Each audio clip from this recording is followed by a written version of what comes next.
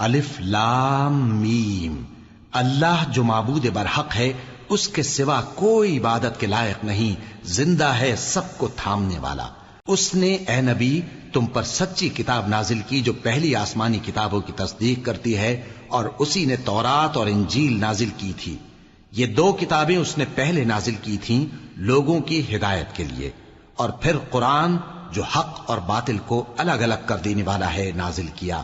جو لوگ اللہ کی آیتوں کا انکار کرتے ہیں ان کو سخت عذاب ہوگا، اور اللہ زبردست ہے، بدلہ لینے والا ہے۔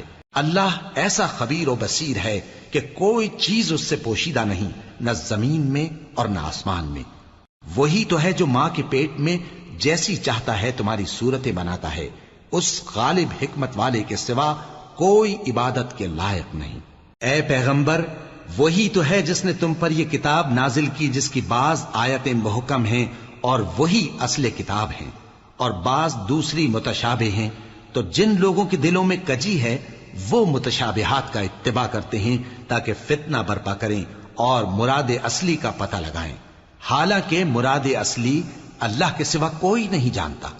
اور جو لوگ علم میں گہری نظر رکھتے ہیں وہ یہ کہتے ہیں کہ ہم ان پر ایمان لائے، یہ سب آیات ہمارے پروردگار کی طرف سے ہیں، اور نصیحت تو عقل مند ہی قبول کرتے ہیں۔ اے پروردگار، جب تو نے ہمیں ہدایت بخشی ہے تو اس کے بعد ہمارے دلوں میں کجی نہ پیدا کر دیجو، اور ہمیں اپنے ہاتھ سے رحمت عطا فرما، تو بڑا عطا فرمانے والا ہے۔